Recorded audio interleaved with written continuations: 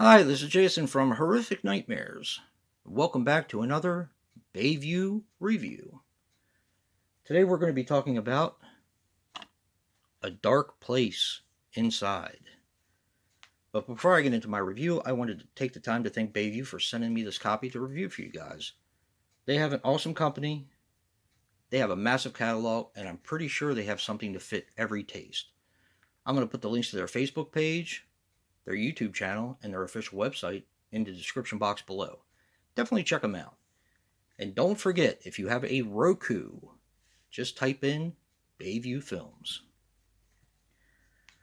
A Dark Place Inside is a 2014 film which runs approximately 80 minutes and is written and directed by Mike O'Mahony. Now, he was responsible for Deadly Detour, Free Range, and Sloppy the Psychotic, which I have seen some of that, but for some reason, I think I watched it on a streaming service and they took it off before I had a chance to finish it because I had to go somewhere. Something weird like that. Now, the stars Chris Dalby as Andy. He was in Monitor Trumbull,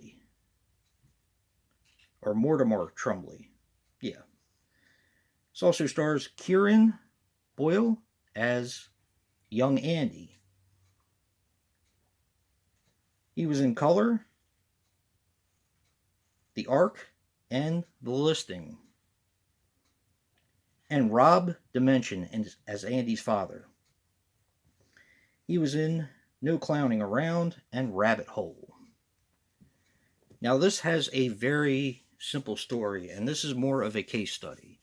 Yes, it's a slasher, but it's also a case study, and it kind of fits into the realm of Maniac and Angst, movies like that. So you have Andy, who is basically a serial killer. It was a little hard for me to gather where he worked because it said postal service in there, but it almost looked like they were putting together packages. So I'm not exactly sure where he worked. It just had something to do with the postal service. And he goes about his business every day, um, doing his job, kind of keeping to himself. But at night, he goes and kidnaps a woman and basically tortures her and cuts off her head to keep in his collection to put in a jar. He also has a torso, which he keeps, that he sleeps with. And I'm not talking about sex, I'm talking about basically sleeping with something else in his bed, along with a new head that he's kind of gotten. Um, okay, this movie owes a huge debt of gratitude to movies like Maniac and Angst that I've already said. But this movie is done extremely well. The acting is good. It is low budget, so you kind of have to grade on a curve in this instance. But they must have sunk a lot of money into the special effects in this because the effects were fantastic. The torso looks like a torso. All the heads were done practically and they looked awesome. The blood was fantastic. And overall, if you like movies about serial killers, I actually think you'll really like this film.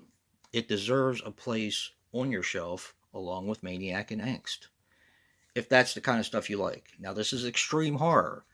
So if you're not into blood and guts and decapitations and I mean it's uncomfortable because it does go into his past. It goes into child molestation and stuff like that. It doesn't actually show it, but it's implied. So you may want to stay away from it if you're offended by that sort of thing, um, which we all are to a certain degree. But it does make for an interesting story about a serial killer. Check out A Dark Place Inside. I really liked it. I think you will too. And if you like what you see in here, hit that like button and subscribe. And until next time, peace.